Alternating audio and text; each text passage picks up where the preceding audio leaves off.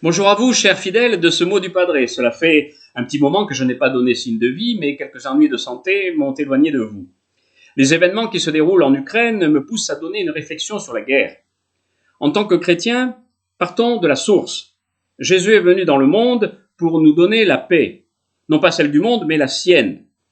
De fait, le mot de paix se retrouve près de 90 fois dans le Nouveau Testament qui comprend la parole de Jésus et sa mise en acte par les apôtres.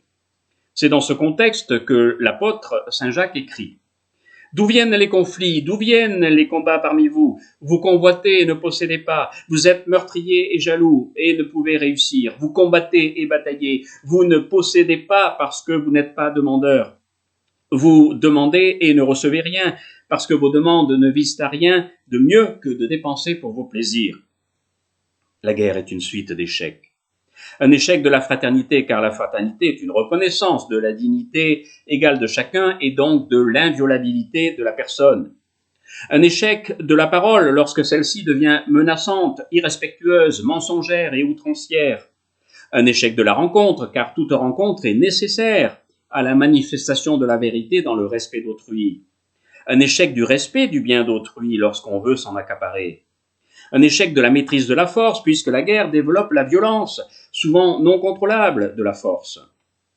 Un échec de la charité, puisque celle-ci est piétinée par les conséquences effroyables du conflit. Un échec de l'amour, parce que la guerre est la manifestation de la haine, voire de la diabolisation de la partie adverse. Un échec de la paix, dont les efforts se trouvent anéantis par l'orgueil des armes. Un échec du pardon, qui est effacé au profit de la vengeance. Et enfin, un échec de l'humanité qui ne sait plus reconnaître la grâce divine qui l'habite et qui se laisse aller à mettre dans son cœur la division du diable. Chacun sait que la guerre est toujours à éviter. Qu'elle soit à petite échelle, comme dans nos relations familiales, sociales et amicales, ou qu'elle soit à l'échelle régionale, continentale ou mondiale, elle ne porte jamais de bons fruits, car elle est source de misère, de famine, d'exode, de désolation, de ruine, de déchirure familiale, de pleurs, de blessures et de morts.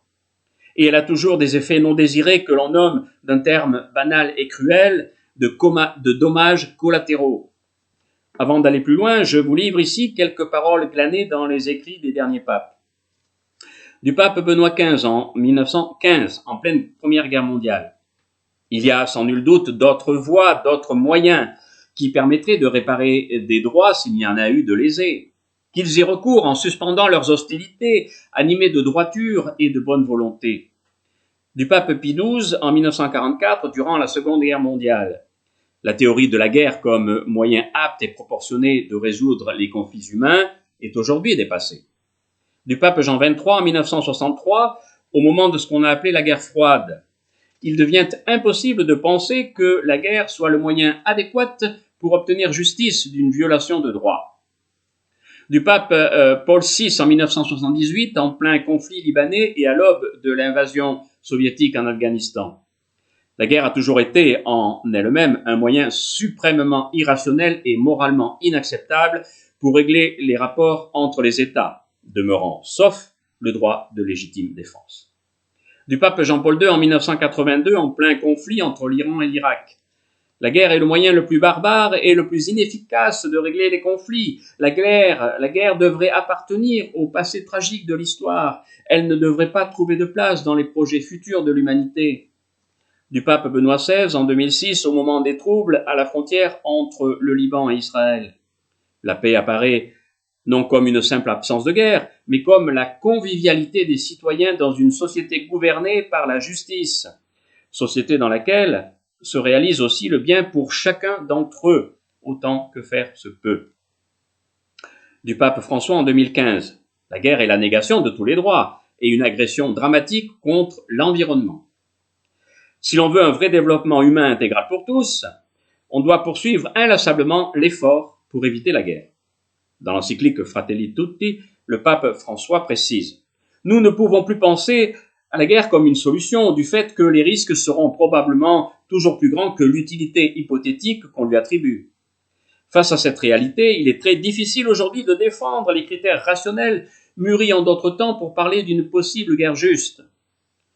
L'adage « si tu veux la paix, prépare la guerre » n'est pour le pape plus d'actualité. J'y reviens plus loin. Le pape insiste. Toute guerre laisse le monde pire que dans l'état où elle l'a trouvé. La guerre est toujours un échec de la politique de l'humanité, une capitulation honteuse, une déroute devant les forces du mal. Son constat est sans appel, la guerre juste ne peut plus être invoquée. Cependant, si la guerre n'est pas juste, elle peut être justifiée par une action délétère d'un pays tiers, comme une réponse à ce dernier. Il faudrait alors plutôt parler de guerre légitime ou de juste défense, ce qui n'empêche pas d'affirmer qu'il est nécessaire de l'éviter par tous les moyens, y compris en envoyant des soldats dits de la paix pour se mettre à leur risque et péril entre les factions ennemies. On en arrive alors à la conception du droit à la guerre qui a souvent été compris par beaucoup comme une mise en acte de l'adage que je soulignais plus haut et que l'Église réfute aujourd'hui, à l'inverse de bon nombre de pays, dont la France. Si tu veux la paix, prépare la guerre.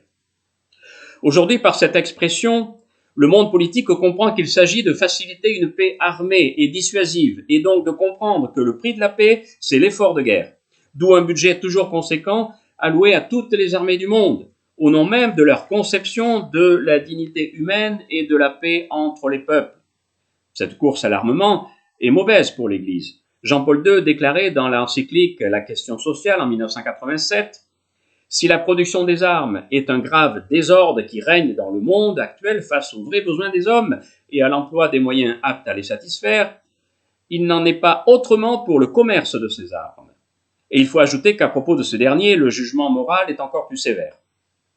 Pourtant, la hiérarchie politique se défend de vouloir nucléariser le monde.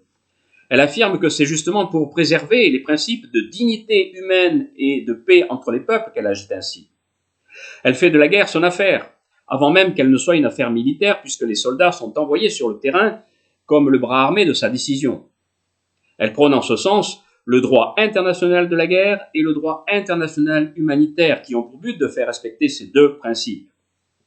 On peut comprendre ces deux termes comme le droit légitime d'entrer en guerre et comme le droit dans la guerre, c'est-à-dire la conduite à tenir. En d'autres termes, la guerre est légitime dès lors que le but est clairement et sans ambiguïté de restaurer la paix. L'autorité qui en décide est elle-même légitime. Les moyens employés sont strictement adaptés aux violences à contrer. Les dégâts occasionnés ne seront pas supérieurs à ceux que l'on peut éviter. Les chances de succès sont réelles. Se rajoute le respect de l'adversaire, notamment blessé ou prisonnier, et le souci marqué d'épargner ceux qui ne portent pas les armes. L'évêque aux armées, Monseigneur Antoine de Romanet, évoque un troisième terme tout aussi important, le droit après la guerre, qui vise à inscrire la paix dans un temps long et assurer la concorde entre les États en favorisant l'épanouissement d'une société internationale fondée sur le droit. Si la guerre est une affaire d'hommes, elle est d'abord une affaire d'hommes politiques qui, certes, ne voient en elle qu'une solution extrême, mais qui cependant sont toujours prêts à son éventualité.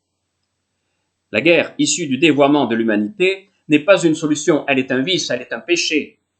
Pour autant, l'Église n'est pas aveugle et veut donner des éléments de réflexion à chacun, à tous les niveaux de la société. Elle pose les bonnes questions qui permettent de chercher les bonnes réponses. La cause est-elle juste? A-t-on fait tout ce qui est possible pour éviter l'usage de la force? Une intervention a-t-elle une chance de rétablir la paix? L'intervention est-elle proportionnelle au mal qu'elle combat? L'intervention est-elle décidée par l'autorité légitime? Comment y prend-on en compte le respect des civils, des blessés, des prisonniers et des combattants? Voilà ce que je voulais vous dire, chers amis, en ces moments où nous traversons des doutes et où nous ne devons jamais cesser de prier pour la paix. Car notre prière n'est pas une utopie ou une naïveté, elle est constitutive de notre foi en ce Dieu qui nous a dit « Je vous laisse la paix, je vous donne ma paix ». Ce n'est pas à la manière du monde que je vous la donne, que votre cœur cesse de se troubler et de craindre. Je vous ai dit cela pour qu'en moi vous ayez la paix. En ce monde, vous faites l'expérience de l'adversité, mais soyez plein d'assurance, j'ai vaincu le monde. Que Dieu vous bénisse et vous garde en sa paix. À bientôt.